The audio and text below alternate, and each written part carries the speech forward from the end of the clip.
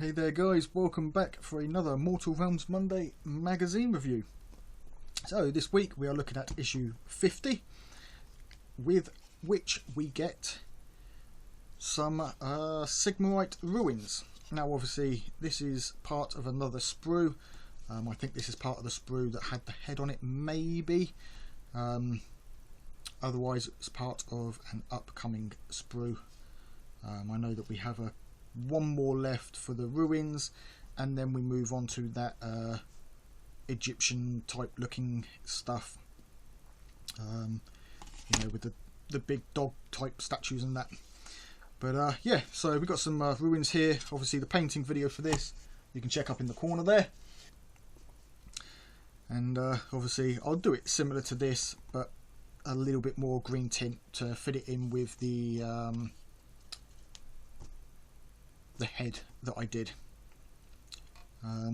Otherwise I may do it a little bit lighter just to show you guys, so we've got a different way of doing stone. So now we'll do that. We'll do this piece here, so we've got obviously a bit of difference with it, or this piece here, and we'll take a look at doing light stone. You know, I've gone for that green tint before a couple of times. There's no point in me doing the same video again for you guys. Although they're not tutorial videos, they are more how I'm painting my models with inspirational ideas for you guys. I think to show you guys a little bit of a different thing also obviously gives a bit more inspiration. So this one will paint up the same as this, and you guys can take a look at that. Link for that up in the corner there in the card. Do go and check that out. So with this issue we've got obviously the Sigmoid Ruins, discover the Vanguard Chambers, and learn to use War Scroll battalions. Okay, so getting a little bit more serious now with the rules. So Stormcast Eternals, Vanguard Chambers. As long as the Vanguard Chambers exist, the enemies of Sigmar can never rest easy. Battling across the wilds of the mortal realms, these rangers, scouts and shock troops fight an endless war against the God King's enemies. The Vanguard Chambers can either support the Strike Chambers or act alone. Now, as I said, I'm a 40k player. I'm hoping that this one does explain how chambers work, but I'm assuming that if you were to choose a chamber, that's the equivalent to, I'm trying to think how it's explained in 40k, what the term is. Not factions, but it's when you have a set part of a faction. So you can have your main army and then a separate army. Mine has gone completely blank, but I'm hoping you guys know what I mean, and I'm assuming that's what chambers are.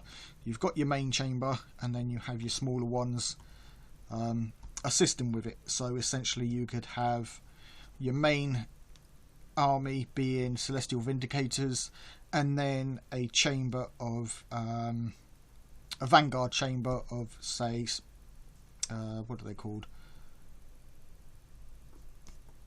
The gold guys. Mine's gone completely blank today, guys, sorry for that. But yeah, I'm assuming you can do something like that.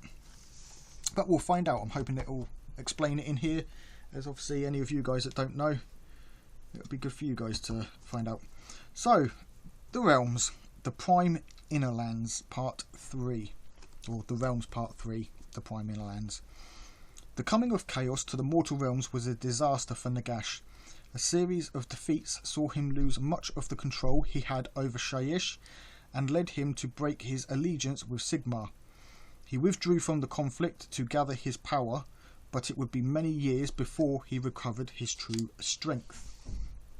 Obviously, Age of Chaos, we got a little bit about the War of Bones, the Battle of Burning Skies, the Storm God's Wrath, and the Stolen Heroes.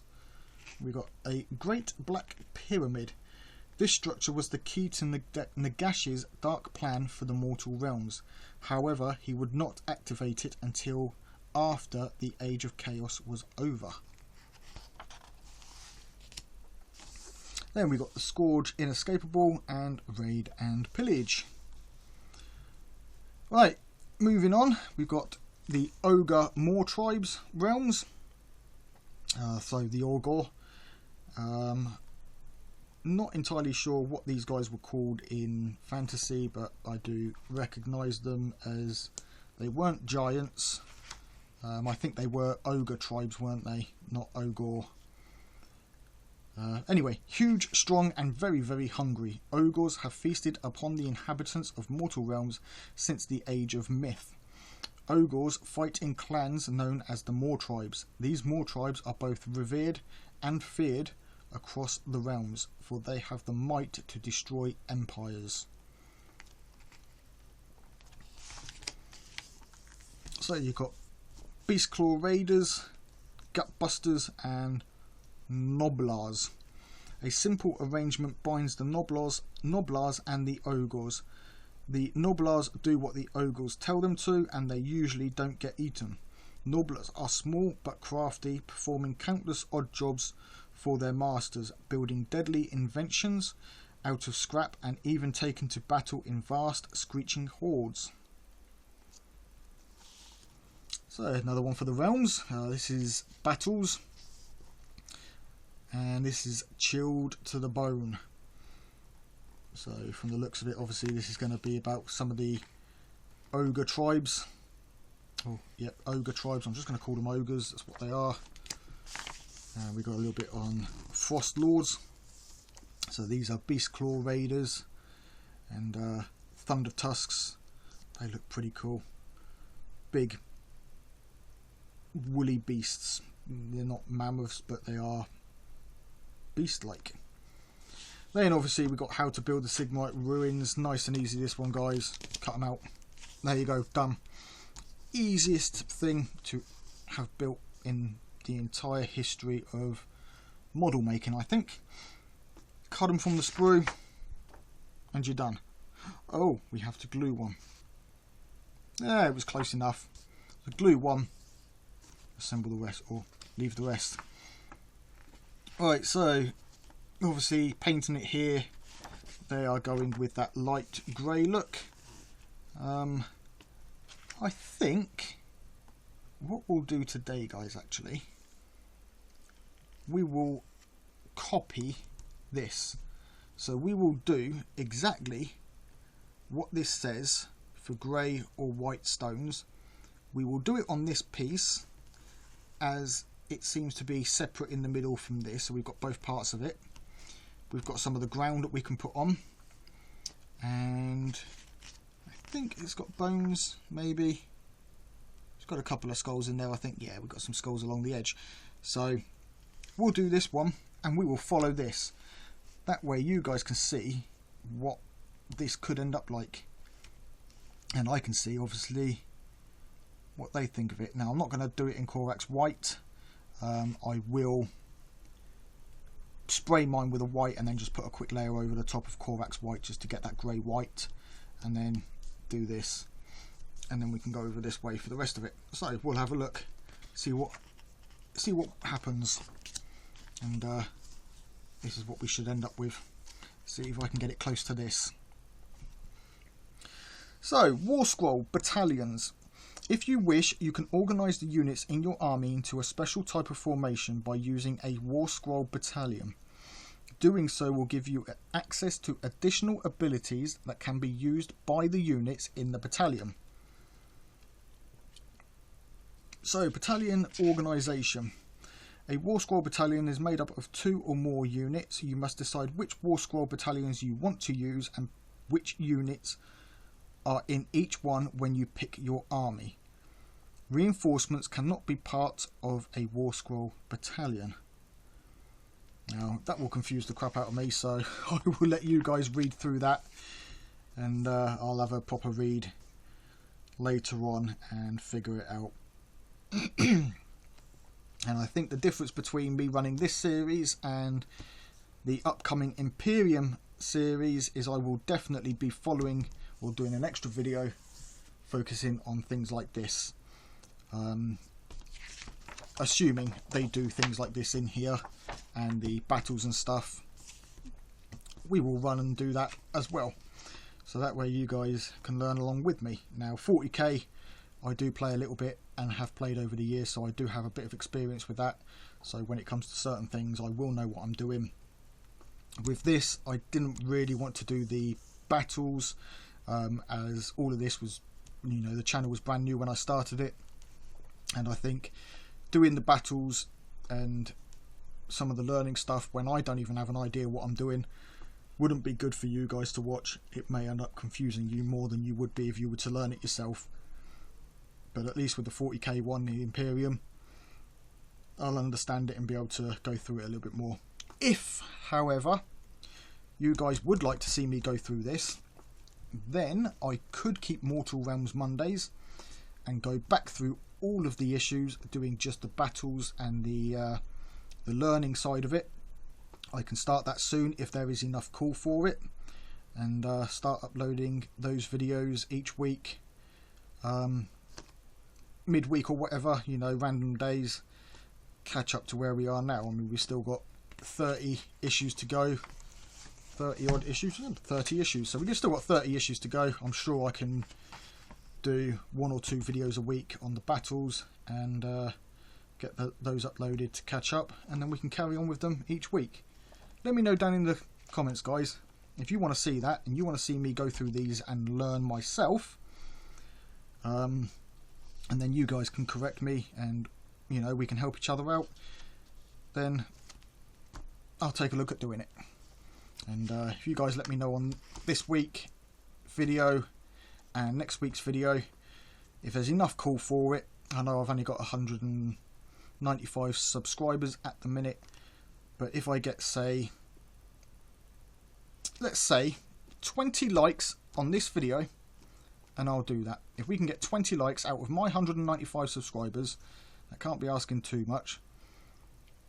20 likes, and I will make a playlist where I go through from issue 1 all the way through the magazine, doing a little battle report for each issue, learning the rules. Let me know, guys. Anyway, moving on.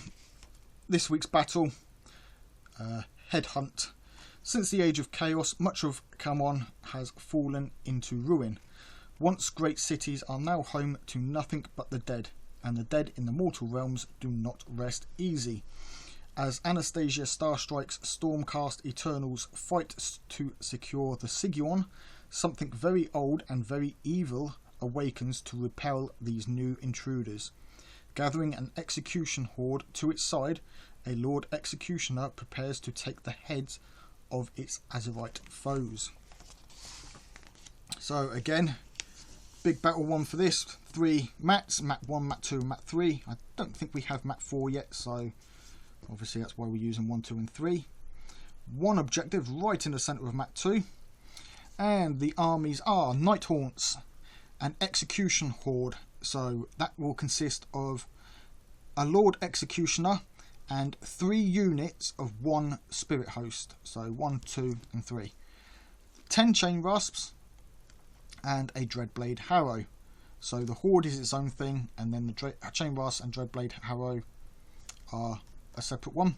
And then for the Stormcast Eternals, we've got a Night Questor, 5 Liberators, 3 Prosecutors and 3 Retributors. And next week's magazine, issue 51, we get the Lord Ordinator, the Arcane Engineer, and I am looking forward to painting him. Obviously we've got some skin tones, and then his cloth I think will take a special focus on how to do diamond pattern with the highlights and such. Obviously he's going to be in Vindicator's colours, but the method for the cloth will still be the same. Then in issue 52, more Nighthaunts. Now I only bought 1 copy of issue 1, I think it was, that we got the first 10 Chain Rasps, sorry. So the first issue that we got 10 Chain Rasps, I bought 1 copy. So another 10 with this, I'll have a total of 20. I pity you guys that bought multiple issues of the first one. especially if you've got 60 or 70 chain rasps to do, and now you're going to have more. I may pick up an extra copy of that just to have one more unit of chain rasps, so that I've got 30 of them. Like I say, I don't really play Mortal Realms, so I'm not too fussed about getting extra issues, but I might. I'll take a look. Anyway, that is the end of the video for this week, guys. As always, thank you for joining me. If you enjoyed the video, hit that like button, and not only for that, but if you want to see me make videos based on the battles and the tutorials and whatever from each issue, and do a speed run of them catching up, hit that like button, and if we can get 20 likes, I will start doing that, and that will start next week. If you are not subscribed, hit that subscribe button, and if you are newly subscribed, welcome to the channel. Thanks for your support, it is much appreciated. I do have some links in the descriptions of the videos for Patreon, where you can support a little bit financially if you want to help the channel with finances for better equipment, models that are separate to the magazine or even completely different to, you know, non-Games Workshop product. Obviously personal funds are limited, I can only buy so much a month, but anything from the videos, from Patreon, anything from you guys, donations, anything like that, always goes back into the channel, whether it's recording equipment, models, paints, anything for the channel that helps the channel will be there. So yeah, that's it for today, guys. Thanks for joining me, and until next time, take it easy, keep painting those minis.